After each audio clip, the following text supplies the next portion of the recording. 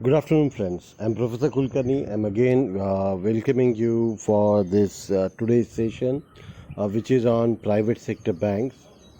In our previous lecture, we had seen the information about the public sector banks, how they have evolved, and what are the new developments like mergers of public sector banks, whereby 10 banks are being merged into 4 banks, and that's why reducing the number of public sector banks to 12 from 20. So these are the quite new developments in the public sector bank era. Again, there is one more development about Indian Post Payment Bank. It's a new bank which have got the license, though it's not a full-fledged commercial bank. Still, it's going to be a big bank if we count by the number. It has the potential of being the biggest bank in the world, even keeping aside the State Bank of India. मागच्या व्हिडिओमध्ये आपण पाहिलं की भारतातल्या ज्या सार्वजनिक क्षेत्रातील बँका आहेत तर त्यांच्याबद्दलची माहिती आपण पाहिली आणि आपण कशा प्रकारे सार्वजनिक क्षेत्रातील बँकांचा विकास झाला ते अगदी प्रेसिडेन्सी बँकांपासून ते अलीकडल्या काळात सरकारी बँकांचं मर्जर जे झालेलं आहे तिथपर्यंतची माहिती आपण पाहिलेली आहे.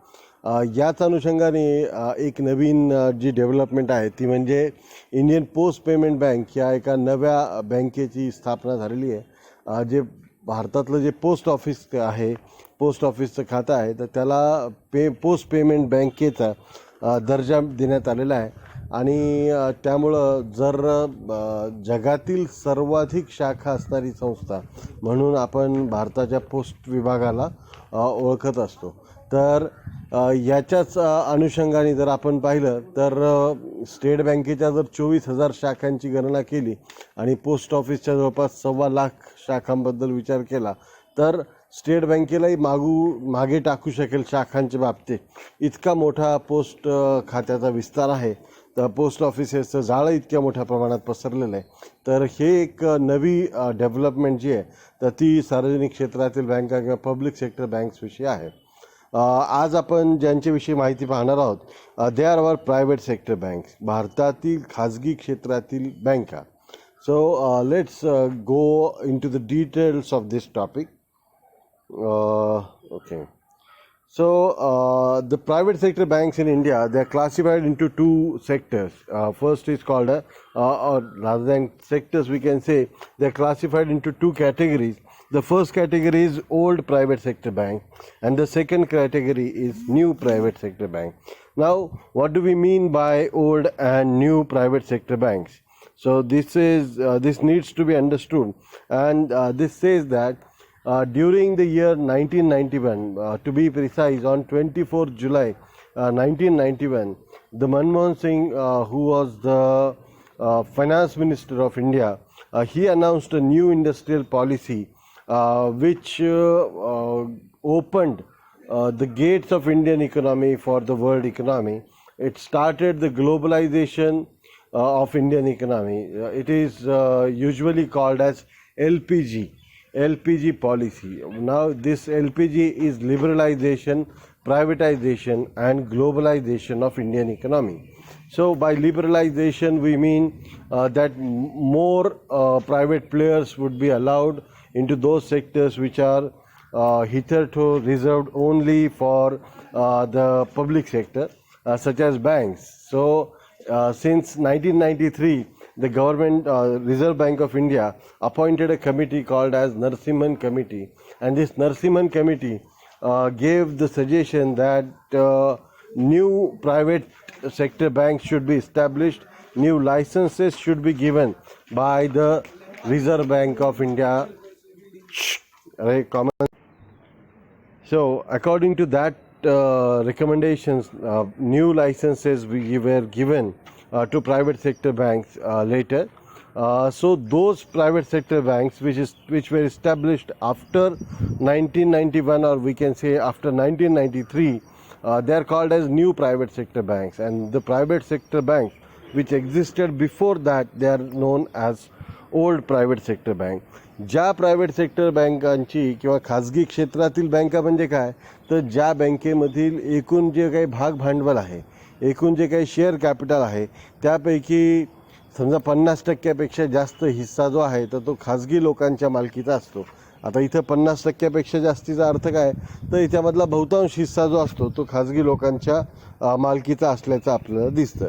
आता इथं जर आपण डेफिनेशन पाहिली, private sector banks refer to those banks where most of the capital is in private hands. अशा बँका ज्यांचं बहुतांश भांडवल जे खाजगी लोकांच्या ताब्यात असतं. In India there are two types of private sector banks, जे मी आत्ता सांगितलं की old and new private sector banks. Old private sector banks are those which existed in India at the time of nationalization of major banks but were not nationalized due to their small size or some other reason. की भारतामध्ये आपण यापूर्वीच्या लेक्चरमध्ये पाहिलं, there have been 2 waves or 3 waves of nationalization. First, the Reserve Bank of India was nationalized. First, the Reserve Bank of India was nationalized in 1948. Then the State Bank of India was nationalized in 1955. Then the banks of the erstwhile princely states, राजे महाराजांच्या ज्या बँका होत्या, they were nationalized in 1959. Then 14 major banks were nationalized in 1969. And in the second round of nationalization, which was initiated by Indira Gandhi, 6 another banks were nationalized in the year 1980. So there were so many private sector banks even during the times of the Britishers. These banks existed during the times of Britishers also. They have continued to exist since prior to independence, and now they are known as old private sector banks. So during the 2 waves of nationalization, these banks have survived the nationalization because of their small size. In both, they didn't fit into the criteria according to which the banks were nationalized. So let us see which are those banks which have existed and since what time they have existed. This is the Bank of Punjab. Bank of Punjab merged with the Centurion Bank. It was another bank, and now it is called as Centurion Bank of Punjab. This bank exists till today. The bank was established during the Britishers' time since the year 1943. This is a City Union Bank. It exists since 1909. Dhanalakshmi Bank from 1927. Federal Bank, another prominent bank, and which is quite in news these days due to its expansion plans. It was established in 1931. Then there is ING Vaishya Bank, which has merged with Kotak Mahindra Bank, and its separate existence now doesn't exist.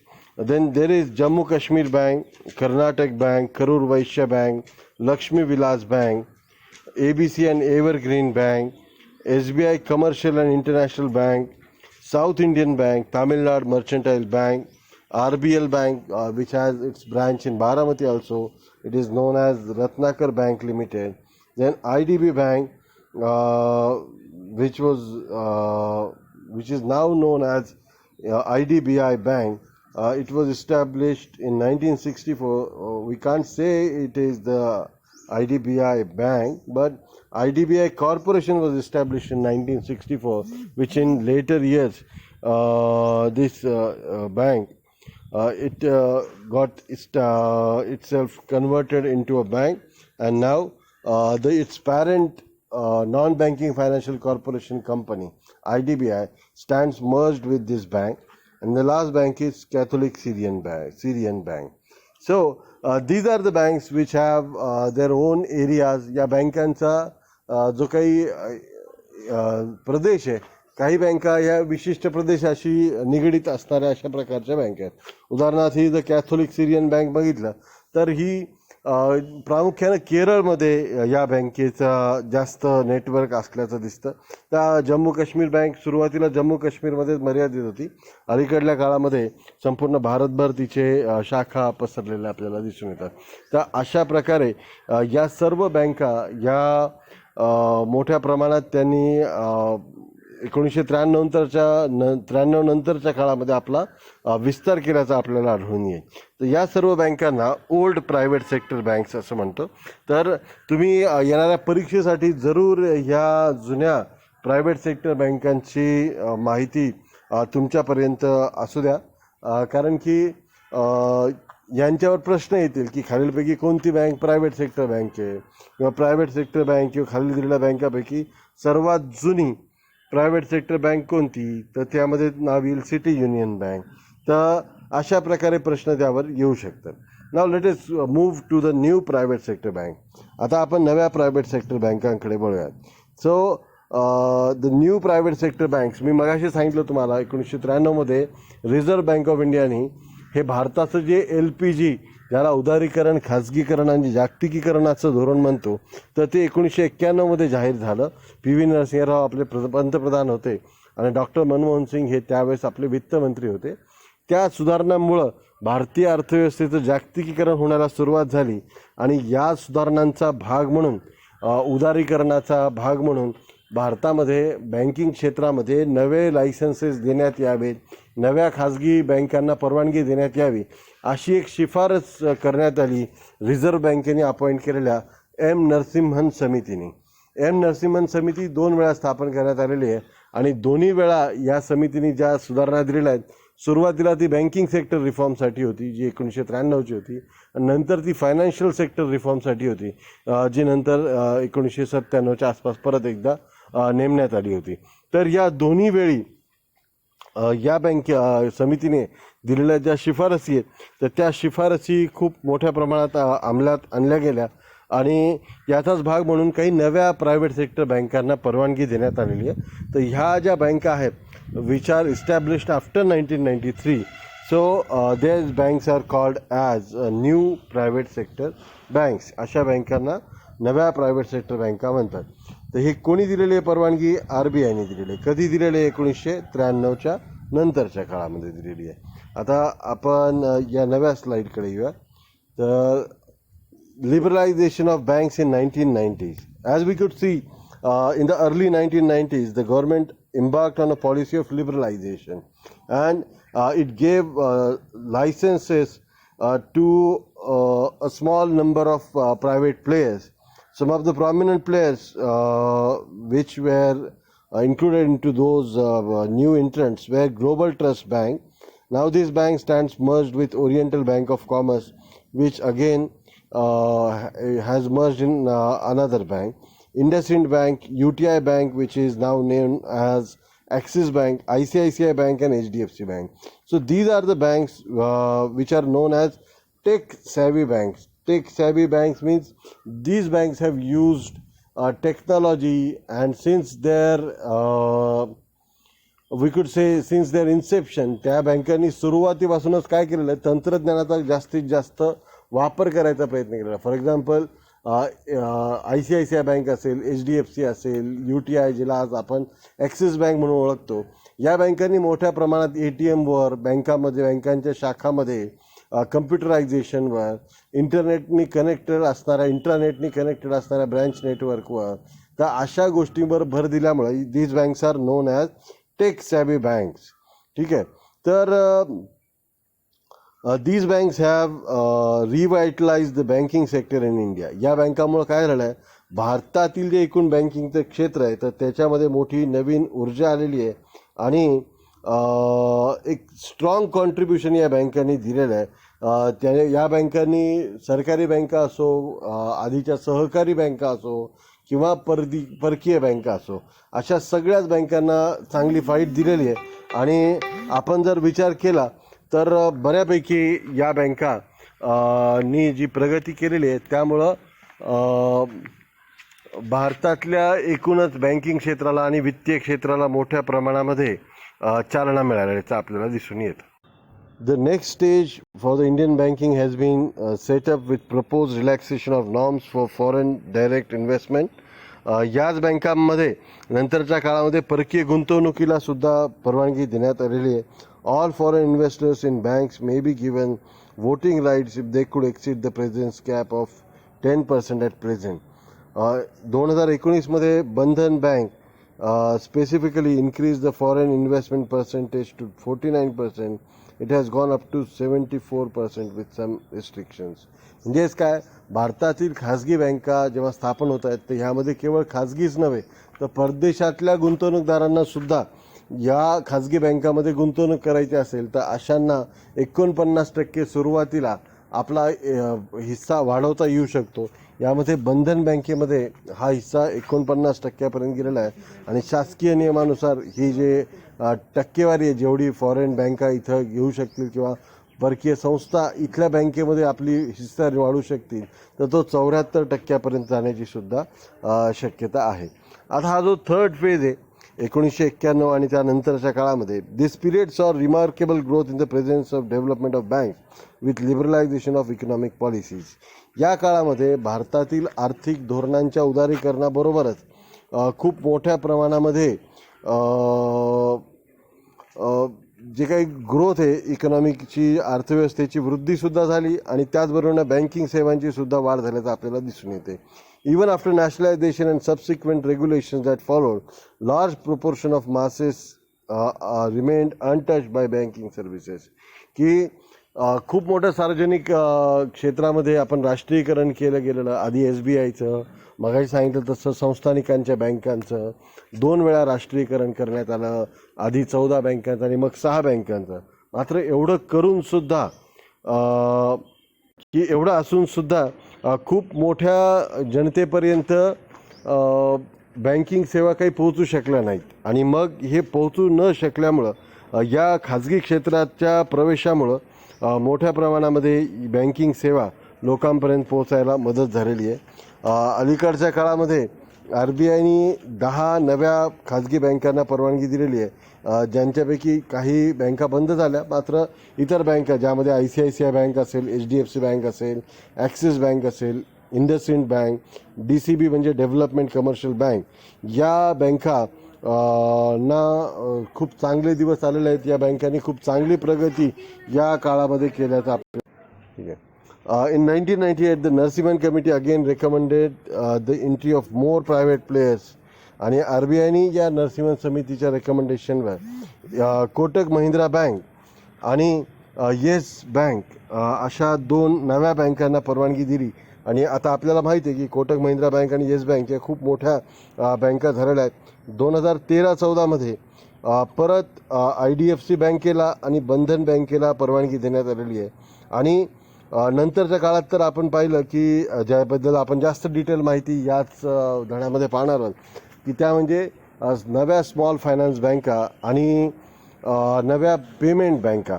तर या दोन्ही प्रकारच्या बँकांची स्थापना reserve बँकेने करायला परवानगी दिलेली आहे आणि जवळपास 11 संस्थांना RBIने इन प्रिन्सिपल अप्रुव्हल दिलं होतं पेमेंट बँका स्थापन करण्यासाठी, ज्यापैकी 10 ॲप्लिकंट्सनी काय केलेलं आहे, पेमेंट बँका आणि स्मॉल फायनान्स बँका या स्थापन केलेल्या आहेत.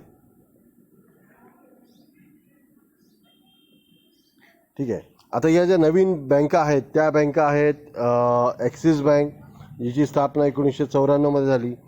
बँक ऑफ पंजाब जी नंतर मर्ज झाली, आपल्याला माहिती आहे 1991मध्ये झाली, पण हे नव्या न्यू प्रायव्हेट सेक्टर बँकमध्ये येणार नाही, पण ते मर्जर नंतरच्या काळामध्ये झालं. सेंच्युरियन बँक ऑफ पंजाब आणि बँक ऑफ पंजाब या दोन्ही मिळून आता सेंच्युरियन बँक ऑफ पंजाब असं स्थापन झालेलं आहे. डेव्हलपमेंट क्रेडिट बँक, हिचं नाव आता DCB बँक असं झालेलं आहे. ही एक कोऑपरेटिव्ह बँक होती जिने आता प्रायव्हेट सेक्टरमध्ये जिचं रूपांतर झालेलं आहे 1995मध्ये. ICICI बँक जी तर या नवीन प्रायव्हेट सेक्टर बँक्स आहेत ज्यामध्ये इंडसइंड बँक प्रॉमिनंट आहे. त्यानंतर कोटक महिंद्रा बँक आहे जिची स्थापना 2003मध्ये झाली. येस बँकेची स्थापना 2005मध्ये झाली. टाइम्स बँक जी काही संकटात आल्यामुळं जिचं मर्जर HDFC बँकेमध्ये करण्यात आलं होतं. ग्लोबल ट्रस्ट बँक जी नंतर ओरिएंटल बँक ऑफ कॉमर्समध्ये मर्ज झाली. ओरिएंटल बँक ऑफ कॉमर्स ही सरकारी बँक होती. त्यानंतर बालाजी कॉर्पोरेशन बँक, त्यानंतर HDFC बँक 1994मध्ये, बंधन बँक आणि IDFCला दोघांना लायसन्स मिळालं 2015मध्ये. तर अशा प्रकारे या सर्व बँका नव्यानं स्थापन झाल्याचं आपल्याला दिसून येईल. एकच मिनिट. आता यानंतर बोलायचं झाल्यास मेट्रोच्या पुलाचं काम चाललंय बरं. हा, त्या पुलाच्या जवळून गेलं ना. या शेवटच्या स्लाईडमध्ये जर आपण पाहिलं तर भारतातील ज्या खाजगी बँका आहेत त्यांचं मार्केट कॅपिटलायझेशन, कारण की या खाजगी बँका आहेत, या बँकांच्या शेअर्सची विक्री शेअर मार्केटमध्ये झालेली आहे, त्यांची नोंदणी झालेली आहे, ह्यांच्यावर रिझर्व्ह बँकेचं सुद्धा कंट्रोल आहे आणि या बँका लिस्टेड असल्यामुळं ह्यांच्या securities and exchange board of India म्हणजे सेबी याचं सुद्धा कंट्रोल असल्याचं आपल्याला दिसतंय. आणि if you could look at the market capitalisation of this bank we could find that the biggest bank in the private sector bank is HDFC bank. HDFC bank ही भारतातील सर्वात मोठी खाजगी बँक आहे मार्केट व्हॅल्युएशननुसार, असं म्हणलं तरी आपल्याला हरकत नाही. त्यानंतर कोटक महिंद्रा बँक, त्यानंतर ICICI बँक, त्यानंतर ॲक्सिस बँक, बंधन बँक, येस बँक. आता यामध्ये सारखे बदल होत राहतात मार्केट कॅपिटलायझेशननुसार. मात्र यात जर आपण पाहिलं की ज्या न्यू प्रायव्हेट सेक्टर बँक्स आहेत ते those banks have grown much more than the old private sector banks. आणि यामुळं काय झालेलं आहे की ह्या जुन्या प्रायव्हेट सेक्टर बँका ज्या आहेत त्यासुद्धा काही प्रमाणामध्ये स्वतःला रिव्हायटलाइज करत आहेत. They are progressing but the huge progress has been achieved by the new tech savvy banks which were established after the liberalisation of Indian economy. आणि आपण बघू शकतो की या उदारीकरणानंतर स्थापन झालेल्या ज्या बँका आहेत ते या बँकांनी केलेली नेत्रदीपक जी प्रगती आहे ह्यांच्यामुळं अर्थव्यवस्थेलाही हातभार लागलेला आहे आणि या बँकांची सुद्धा खूप चांगली प्रगती झाल्याचं आपल्याला दिसून येतं. तर अशा प्रकारे भारतातील एकूण बँकिंगचा जर सिनरिओ समजून घ्यायचा असेल तर आपल्याला हे वर्गीकरण माहीत असणं आवश्यक आहे की जुन्या खाजगी बँका कोणत्या, नव्या खाजगी बँका कोणत्या. नव्या खाजगी बँका ज्या आहेत त्या स्थापन होतानाच खूप अनुभवी लोकांनी त्या स्थापन केलेल्या होत्या. विदेशी गुंतवणूक असेल, खाजगी क्षेत्रातील चांगले गुंतवणूकदार असतील, ज्या लोकांना ते क्षेत्राचा व्यावसायिक अनुभव होता अशा लोकांनी या बँका स्थापन केलेल्या असल्यामुळं खूप चांगल्या प्रकारे या बँकांनी आपला कार्यभार चालवण्याचं आपल्याला दिसतं. आणि तो काळ दूर नाही आहे की जेव्हा या खाजगी क्षेत्रातील बँका कदाचित सरकारी क्षेत्रातील बँकांनासुद्धा म्हणजे अगदी इव्हन स्टेट बँक ऑफ इंडियालासुद्धा ओव्हरटेक करू शकतील. खरं तरी सध्या स्टेट बँक ऑफ इंडियाच्या ज्या भगिनी बँका होत्या, सिस्टर बँक्स होत्या, त्यांचं मर्जर स्टेट बँकेत झाल्यामुळं ऑलरेडी खूप मोठी असणारी स्टेट बँक आता आणखीन मोठी झालेली आहे आणि या खाजगी बँकांना त्यासाठी आणखीन बरेच प्रयत्न करावे लागतील.